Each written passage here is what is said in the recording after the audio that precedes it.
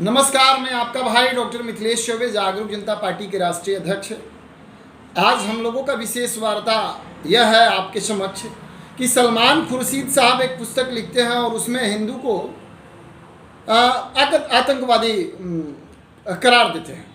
ये बिल्कुल गलत कहा है उन्होंने, और हिंदू कभी आतंकवादी हो नहीं सकता है। हिंसा मुक्त ही हिंदू होता है, जो मानवता का कदर करे, जो क्षिति जल पावन गगन समीरा पंचतत्व मिली रचऊं शरीरा, जो सनातन को मानता हो, जो पत्थर और पेड़ पौधा, सूखा खाली स्थान, आकाश पाताल पृथ्वी जलवायु सबको जो है भगवान के रूप में देखता हो, वह हिंदू कभी आतंकवादी नहीं हो सकता। खैर, एक मुद्दा तो यह है, सलमान खुर्शीद जो कह रहे हैं वो बिल्कुल गलत है, और एक धर्म को टारगेट करना ये बिल्कुल अच्छी बात नहीं है। मैं कहता हूँ कि मुसलमान धर्म जो है अच्छा है, लेकिन मानने वाले कभी भी इंसान होते हैं क्या?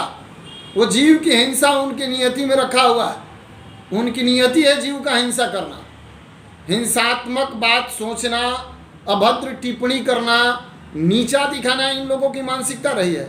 मैं इस विषय पर विशेष कुछ नहीं कहना चाहूँगा। हाँ, एक बात और है, यह बेतुकी बात है, ये लोग वास्तव में इंसान नहीं है, इंसानियत नाम की व्यवस्था नहीं है, सामाजिकता नहीं है। किसी तरीके से ये लोग ऊंचे पद पर पहुंच गए हैं। अब पता नहीं कोई पूर्व जन्म की वैसी व्यवस्था होगी, कोई सीढ़ियाँ होगी, कोई भ्रष्टाचार में संलिप्त लोग होंगे, किसी मजबूरी में वैसी व्यवस्था बनी होगी जो इन लोगों को इतने बड़े ओहदे पर इतना बड़ा सम्मान इस भारतवर्ष में मिला। ऐसे लोगों की बातों की तरजीह देनी ही नहीं चाहिए, और ऐसे लोगों की पुस्तक और ऐसे लोगों की न्यूज़, न इनके पुस्तक को पढ़ना चाहिए और न इनके ये कही हुई बातों की न्यूज़ चलनी चाहिए। इससे भी बहुत बड़ा समाज में विकृतियाँ उत्पन्न होती है, और मैं चाहता हूँ कि सार्थक दिशा में डिबेट्स भी हो।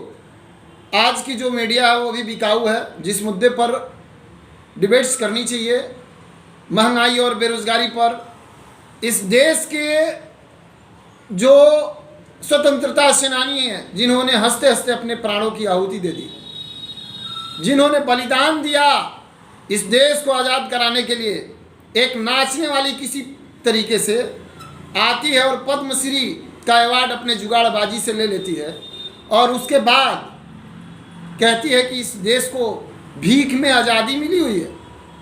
हमारे देश के स्वतंत्रता सेनानियों का, हमारे देश के उन महानायकों का अपमान करती है। यही राष्ट्रभक्ति है, और यही राष्ट्रभक्तों की सरकार चल रही है यहाँ। मैं कड़ा निंदा और विरोध नहीं, भरपूर विरोध करता हूँ।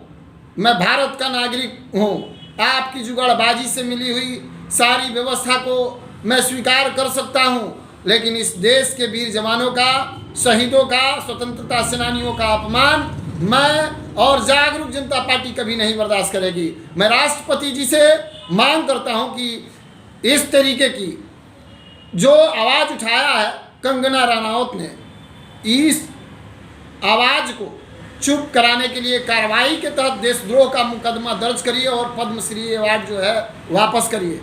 इन्हीं शब्दों के साथ मैं आप सभी देश के नागरिकों को भी कहना चाहता हूं कि राष्ट्रभक्ति यही है, आप कुछ भी कर लें, लेकिन देश के प्रति और देश को आज़ादी दिलाने वाले लोगों को और देश के हित में जो है सोचने वाले जो लोग हैं, जिन्होंने अपने हंसते हंसते जानों की आहुति दे दी, उनके प्रति कृपया बीस ना उगलें, बकैती ना करें।